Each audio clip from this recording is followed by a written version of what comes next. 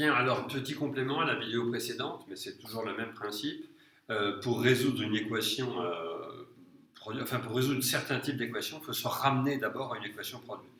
Ici, vous avez une expression à laquelle j'ai oublié de mettre. Alors, ça, ici, ça, par exemple, c'est pas une équation. Hein. C'est juste une expression mathématique. Parce que j'ai oublié, en fait, dans l'énoncé, de mettre égal 0. Voilà. Maintenant, on a une équation. Une équation, c'est une égalité dans laquelle il y a des nombres inconnus. Donc, ça, c'est une équation. Elle est un petit peu longue, mais en fait, c'est pas plus difficile, c'est juste un peu plus long. Et donc, alors on a des x2, hein, ici je vais avoir 10x2, alors plus ou moins, mais 10x2, ici je vais en avoir 25, etc., etc. On a plein de x2, si on développe tout, ça ne va pas s'annuler. Donc, il faut réussir à factoriser. Pas très difficile, quand vous observez. Alors, combien de termes dans la somme, d'abord? Combien de termes? Là, j'en ai un. Là, j'en ai un deuxième. Là, j'en ai un troisième. Vous voyez que ça, c'est un machin fois un machin. Ça, c'est un machin. Là, à chaque fois, on les additionne, on les soustrait. Ça, c'est un ensemble. Ça, c'est un nombre. Ça, c'est un nombre. Ça, c'est un nombre. Et ici, il y a une petite... on peut dire ça, c'est un terme, ça, c'est un terme. Et moi, j'ai envie de dire que tout ça, c'est un terme. J'espère que vous... On a le droit, bien sûr. Bon, j'ai envie de considérer ce nombre comme une entité comme ça, sans insécable, on va dire. Alors, bref. Un peu bizarre, ce que je viens de vous dire, mais c'est pas grave. Vous avez compris le sens. Ici, j'ai une somme de plusieurs termes et je vais chercher dans chacun de ces termes un facteur commun. Bon, il apparaît tout de suite que c'est 4 moins 5x, 4 moins 5x, 4 moins 5x. Sauf que ici, c'est 5x moins 4. Alors, il faut réfléchir un petit peu. Bon, on voit bien qu'on a bien le 4 et le 5x, hein, mais pas avec les bons signes. Mon truc là, mon facteur commun partout, c'est plus 4 moins 5x. Plus 4, moins 5x. Et ici, je vois que j'ai plus 5x, moins 4. C'est quoi la relation entre 4 moins 5x et 5x moins 4? C'est l'opposé, oui, absolument. Ce nombre-là, c'est l'opposé de celui-là. Alors, je vais faire une petite manip d'écriture. Je vais la faire directement sur l'énoncé, parce que comme ça sera plus simple l'écriture. Donc ici, qu'est-ce que je vais faire? Je vais mettre un moins ici. Alors, pour obtenir plus 5x, si vous voulez, je mets un moins, je mets une parenthèse, et maintenant je change les signes à l'intérieur.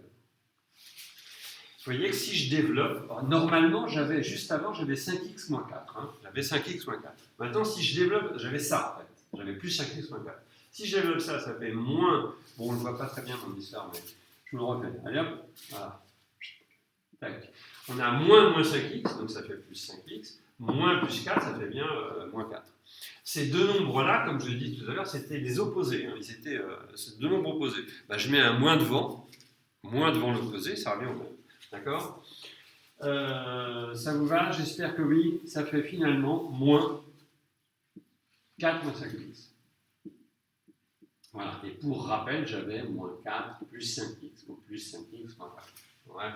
Bon, voilà, je ne vais pas plus loin sur cette explication-là. Donc je reprends mon truc depuis le début. 4 moins 5x, ça c'est le facteur commun. Il est facteur de 2x moins 1. Moins, ça c'est 4 moins 5x fois 4 moins 5x. Hein. Donc moins 4 moins 5x.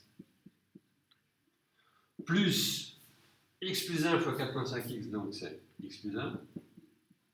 Et ici c'est moins 1. Égale 0.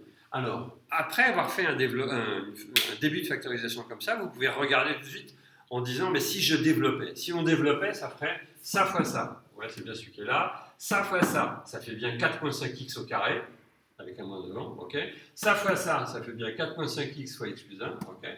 Ça fois ça, maintenant, bah, ça fait bien 4 moins 5x fois moins 1, c'est-à-dire ce qu'on avait au départ. Okay. Ensuite, on continue. Alors, tout ça, vous avez fait en même temps, avant, etc., après, dans tous les sens. Hein. 4 moins 5x, facteur 2.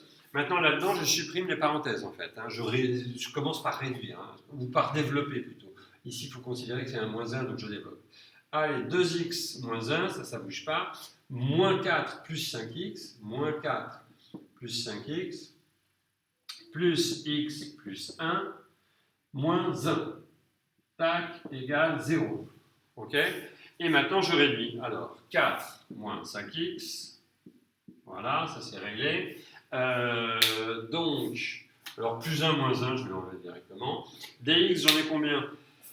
Là j'en ai 2, là j'en ai 5, ça m'en fait 7 et un 8. Hein. 8x, si je dis pas de bêtises. 8x dis-je, pas 6, 8. Je viens de dire 8, donc j'écris 8x. Ici j'ai moins 1, moins 4. Est-ce que c'est tout? Moins 1, moins 4, moins 5. Égale 0. Après, ça vous résolvez, maintenant vous savez faire. C'est simplement pour vous faire un petit rappel de factorisation. Okay, on cherche d'abord, pour factoriser une somme qui est un peu grande, un peu compliquée, on cherche bien à isoler les termes. Dans chacun de ces termes, on cherche un facteur commun et éventuellement on fait une petite manip. Ici, j'ai mis 2 fois un moins pour... voilà. Ok, allez, c'est fini.